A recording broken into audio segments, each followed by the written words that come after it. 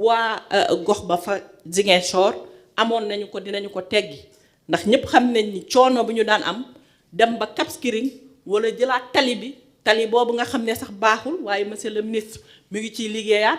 war a jël tali boobu war a dem ba Ziguinchor jafe-jafe boobu dina teggeeku ak yeneen yoo xamante ni ay projet la yoo xamante ni mi ngi ci biir liggéey bi saa su ne ñu koy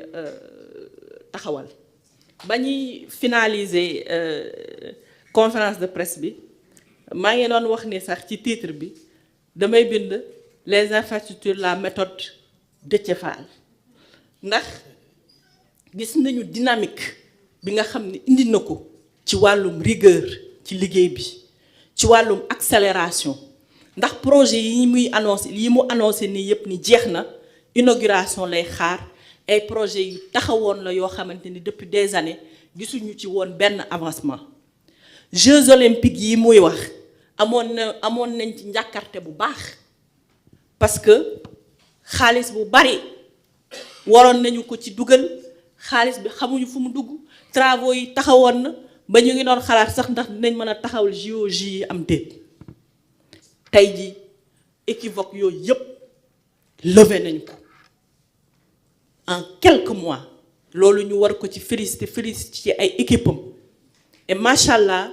loolu mesuré nañu ban façon liggéey ak ban sacrifice la jotoon na mën a taxawal donc foog naa ni dafay am solo saa su ne ñu taxaw waxtaan ci yenn mbir yi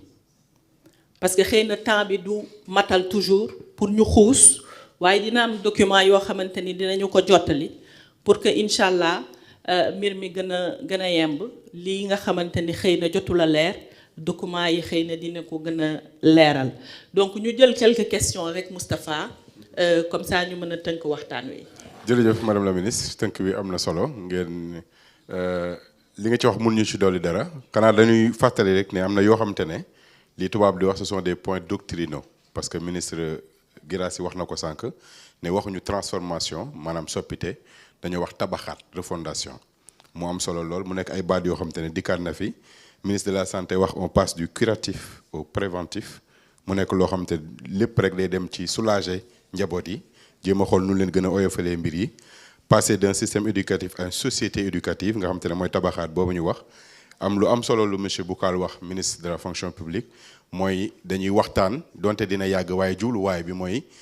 jéem a gis ponk yoo xamante ne dinañ xaatim loo xamante ne dinañ ko mën a def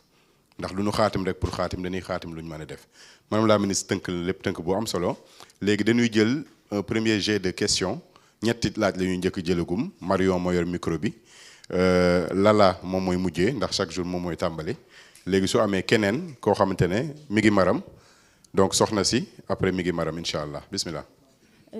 léegi damay fàttali balaa ñoo tàmbali dañ leen ñaan rek lillahi wa rasuli dañ ne ku ne benn question du contribution du ñaari question ku ne benn question donc ñu yemale ko ci ñëpp ngir yàlla jërë ngeen jëf.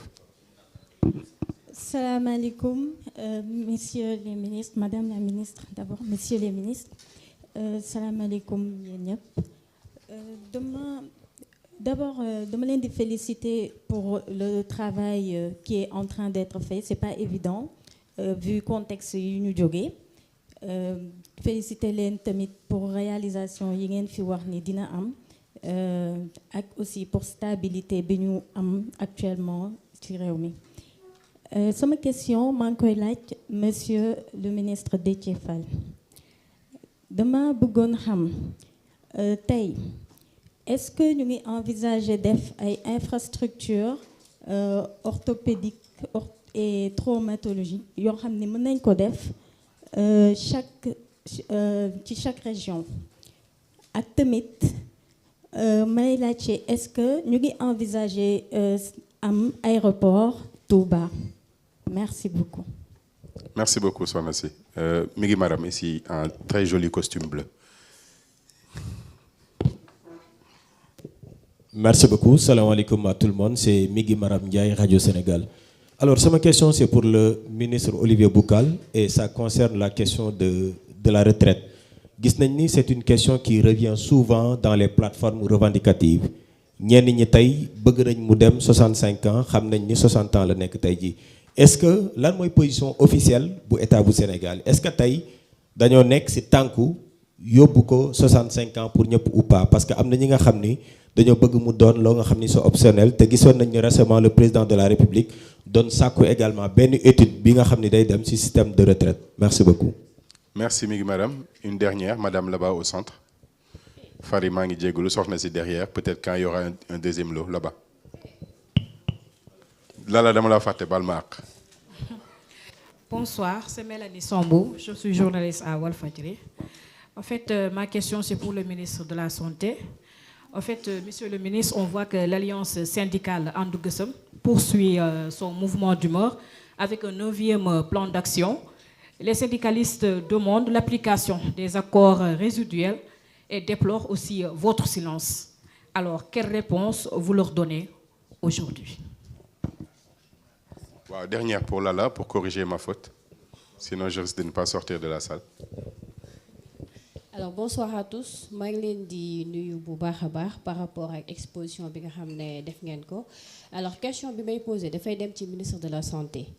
Gis nañu problématique yu bari ñu ngi koy soulever wu ci santé bi moo xam ci accueil bi moo xam ci plateau médical bi rawatina benn phénomène boo xam ne mi ngi lëmbe Sénégal muy feebaru sida depuis lors gisuñu benn communication boo xamante ne le ministre de la Santé def na ko mu jëm ci wàllu sensibilisation wala ñu wax ñu taux bi fan la toll ak lan lañ ko mën a éradiquer peut-être que nga may ma loolu rek ma laaj le ministre Déthié Fall est-ce que route ferroviaire bi mën nañu xaar ñu ñëw ci kii bi. Désolé, on a rajouté une 4e question pour toi. Merci on ne peut pas beaucoup. rajouter une deuxième. Désolé. Madame la ministre, on commence par. Merci beaucoup. Donc dañuy commencer ci le ministre Olivier Boucal sur la retraite. Après comme ça ñu mën a jox Déthié Fall, le ministre Déthié Fall sur les infrastructures. ñu mujjee ak le ministre Ibrahima Sy. Monsieur Olivier Boucal. Merci, Madame le secrétaire d'État. Merci, Migui Maram Ndiaye, pour la question. De ma jàpp di question boobu effectivement dafay ñëw di ñëwaat ci plateforme de revendication waaye il faut que ñu poser aussi le problème de façon plus globale. Parce que damay faral di rappeler chaque fois syndicalistes yi am na ay revendications yoo xam ne quand on vous les porter du loo xamante ni dafay laal benn secteur socio-professionnel dafay laal le système de façon globale. La retraite dans un état elle se gère de façon systémique du loo xamante ni da nga koy gérer pour un secteur donc moo tax dafay métti nga par exemple le secteur de l'éducation. Comme actuellement li ñuy def ce n'est même pas tout le secteur mais dañuy laaj pour les agents décisionnaires pour ñu yóbbu leen 65 ans la retraite ne se gère pas comme ça parce que li ñuy décider suñ ko décider woon tey de la porter à 65 ans dafay laal tout le système aussi bien le public que même le privé parce que wax nga sànq ni 60 ans la ñuy demee retraite Sénégal loolu dafay laal tous les secteurs nga nekk privé nga nekk public c'est la même chose sauf pour des emplois yoo xam dañu jàpp ni c'est des emplois un travail pénible comme dans les forces armées nga gis ñuy dem retraite à 55 ans waaye ñi ci des yëpp 60 ans la ñuy demee retraite moo tax la question on ne la rejette pas moo tax soo ma laajee la position officielle de l'État amagul puisque le président nous a demandé 2 travaux aussi bien am na bi ñuy laaj sur le système de rémunération mais waaye am na aussi beneen travail bi ñuy laaj au niveau donc du système donc de retraite. Ces travaux-là nous les avons engagés en rapport avec la direction générale du travail et de la sécurité sociale. Nous avons déjà les premières rencontres sur le système de retraite ba dégager une feuille de route boo xamante ne dafa répartir les responsabilités en fonction donc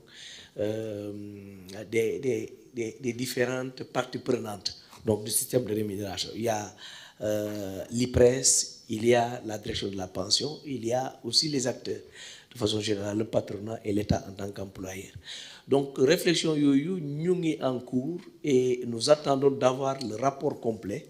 te jàpp nañ d'ici donc la fin de l'année dinañ am un rapport complet donc de ces travaux-là. Donc bu amee dinañ ko jébbal le président de la République qui au finish prendra la décision définitive sur la question. Très bien, merci beaucoup monsieur le ministre. Donc ñu jàll ci infrastructure question bi nga xamante ni moom moo fi wàcc monsieur le ministre Déthié Fall. Merci beaucoup madame secrétaire d'État. Bu santé bi je vais laisser le ministre wax ci parce que en réalité ñoom ñooy définir politique bi après bu ñu ko définir exprimer le besoin transmettre ñu et c'est là qu'on entre en jeu.